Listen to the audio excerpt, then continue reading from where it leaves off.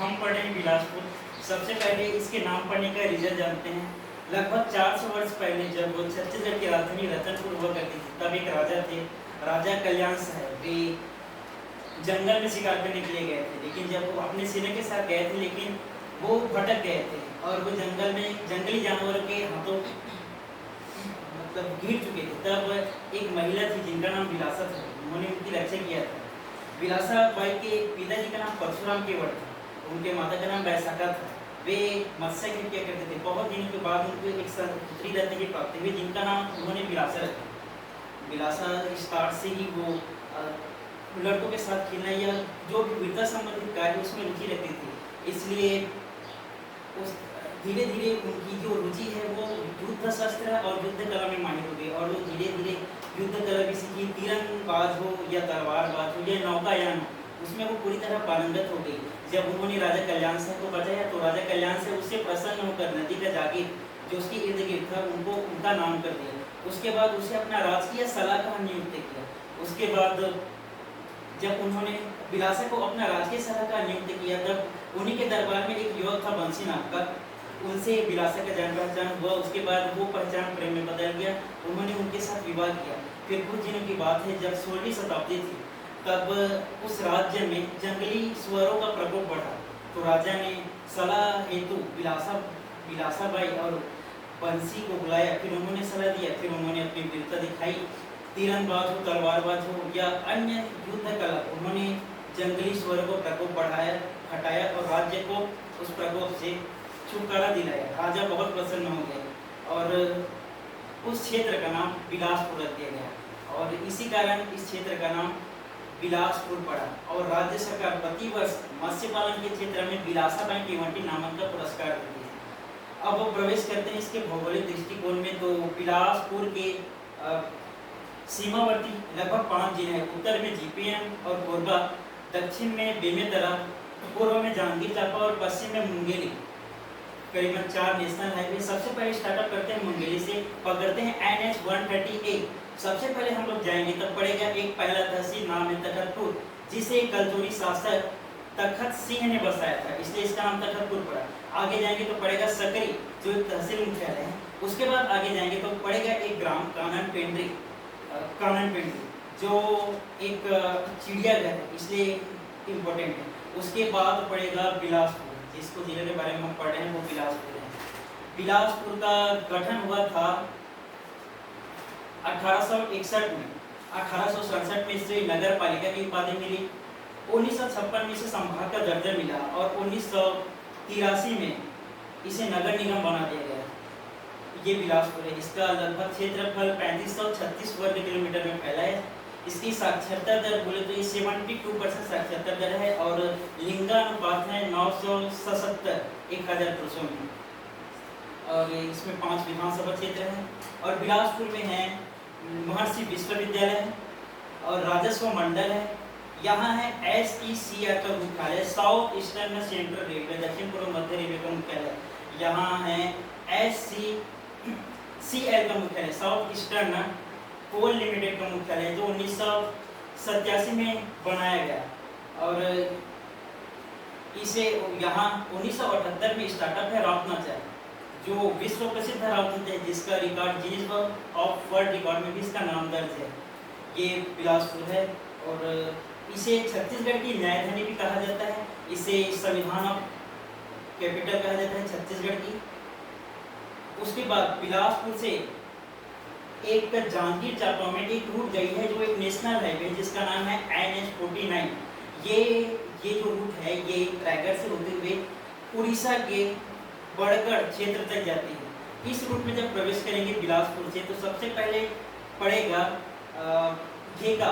घेका में है कनोई पेपर मिल। उसके बाद हम लोग आगे जाएंगे तो पड़ेगा सीपत, जो एक तहसील है, और सीपत में है NTPC, जिसका फुल फॉर्म है नेशनल थर्मल पावर कॉर्पोरेशन, जो 2002 से स्टार्टअप है। और यहाँ है प्रदेश, इसमें प्रदेश की सब प्रोडक्शन में सबसे नंबर 1 माना जाता है इसको। और यहाँ है सुपर क्रिटिकल बॉयल इंडस्ट्री, ये भारत का पहला इंडस्ट्री है इस पार्ट में। अगर सीपत एनटीपीसी की क्षमता की बात करें तो इसको दो स्टेज में डिवाइडेशन किया गया है। पहला स्टेज में बात करें तो 616 into 3 इक्वल टू 980 मेगावाट, और सेकंड स्टेज है इसका 500 into 2 इक्वल टू 1000 मेगावाट। अगर ओवरऑल काउंट करें तो ये 2980 मेगावाट ये सीपत एनटीपीसी की क्षमता है। उसके बाद सीपत से हम आगे जाएंगे तो पड़ेगा मस्तूरी, जो कि एक तहसील मुख्यालय है और विधानसभा क्षेत्र है। उसके बाद यह रूट जांजगीर चांपा से रायगढ़ होते हुए बड़गढ़ उड़ीसा तक चली जाती है। उसके बाद हम लोग बिलासपुर में फिर से आते हैं। बिलासपुर से एक रूट को पकड़ते हैं NH-138, जिसका स्टार्टअप होता है बलौदा बाजार की सिमगा से। इस रूट में जब हम आगे बढ़ेंगे तब पड़ेगा बिल्हा। बिल्हा एक तहसील मुख्यालय है, एक विधानसभा क्षेत्र है और यह एक विकासखंड क्षेत्र भी है, और यह छत्तीसगढ़ का सबसे बड़ा विकासखंड क्षेत्र है बिल्हा। उसके बाद हम लोग आगे जाएंगे तो पड़ेगा तिफरा, जो कि एक इंडस्ट्रियल एरिया है, जिसे जो IIDC के अंतर्गत आता है, इंडियन इंडस्ट्रियल डेवलपमेंट कॉर्पोरेशन के अंतर्गत आता है, एक ये इंडस्ट्रियल एरिया है। उसके बाद आगे जाएंगे तो पड़ेगा हिर्री, वो एक वहाँ डोलोमाइट पाए जाते हैं, जिससे BSP को डोलोमाइट निर्यात किया जाता है। आगे जाएंगे तो पड़ेगा चकर भाटा, जिसको 2019 में तत्कालीन CM भूपेश बघेल जी ने नाम परिवर्तित करके बिलासा बाई टिबेटी हवाई अड्डा रख दिया। उसके बाद आगे जाएंगे तो एक तहसील पड़ेगा बोधरी, बोधरी तहसील पड़ेगा। बोधरी में है हाई कोर्ट है, जो 2003 में बनाया गया, और ये भारत का सबसे पहला ई-लोक अदालत भी है। और अगर बात करें क्रम की तो ये ऑल इंडिया लेवल में 19वां क्रम का हाई कोर्ट है। उसके बाद बोधरी से बिलासपुर, फिर बिलासपुर से एक GPM वाला अगर रूट पकड़े तो वो भी एक नेशनल हाईवे जिसका नाम है NH-45। अगर बिलासपुर से आगे जाएंगे उसी नेशनल हाईवे में तो सबसे पहले पड़ेगा कोनी, कोनी जहाँ है प्रदेश का सबसे पहला ITI इंडस्ट्रियल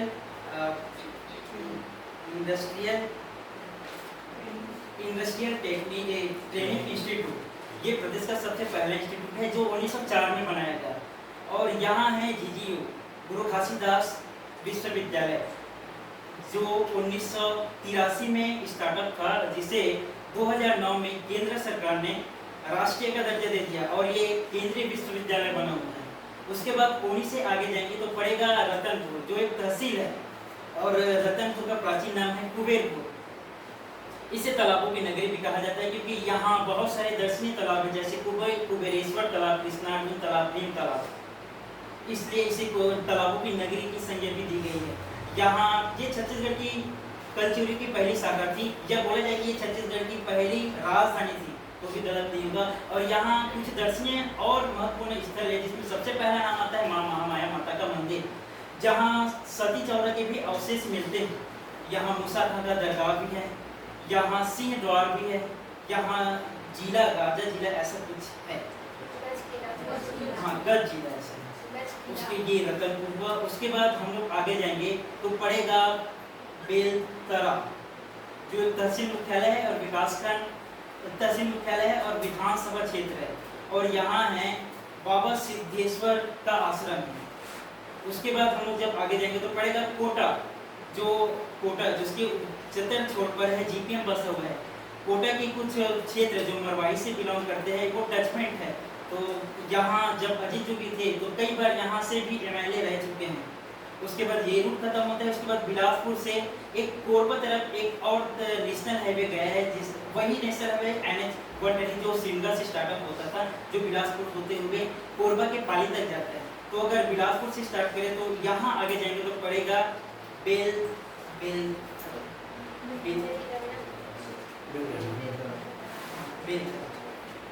ये एक तहसील है। उसके बाद आगे जाएंगे तो पड़ेगा सफरा मार ऐसा कुछ है,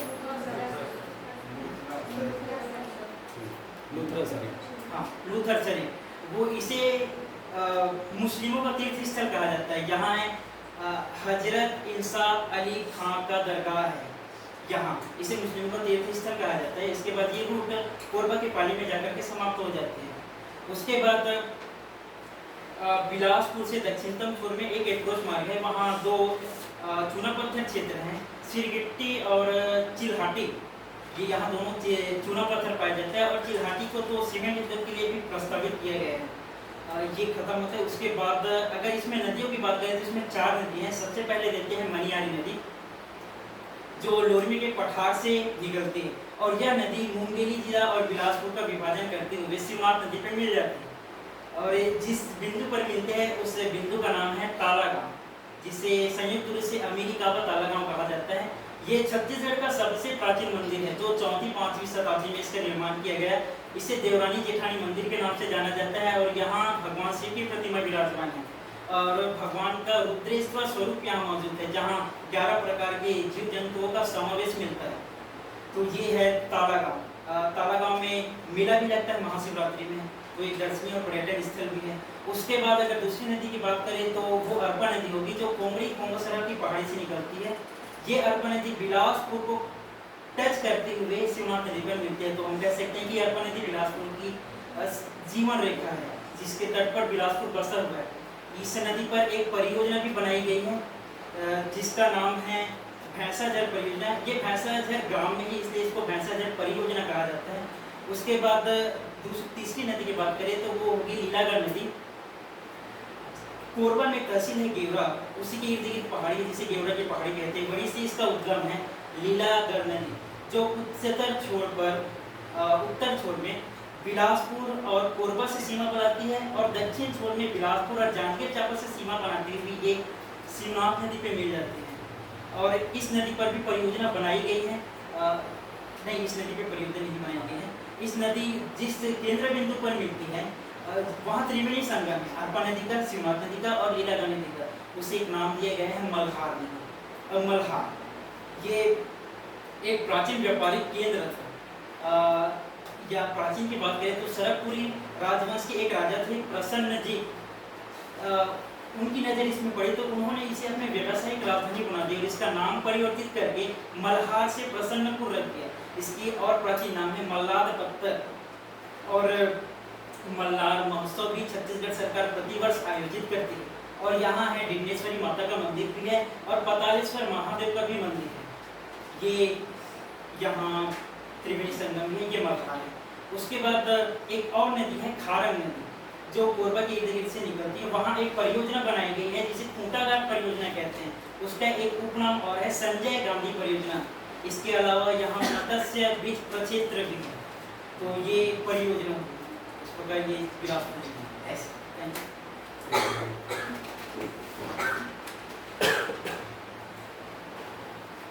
ठीक है, जो बचे हुए हैं कल शुरुआत करेंगे उनका, कल नए जिले के साथ आगे बढ़ेंगे। ठीक, इसलिए सभी लोग टाइम से आना। टाइम सभी लोगों को पता है 10:30। ठीक है, आगे और भी बच्चे आ चुके हैं तो उनका क्लास अभी शुरू होने वाला है। और जो छात्रावास अधीक्षक और सीटेट वाला हो वो यथावत बैठे रहेंगे। ठीक है, आज के लिए इतना ही।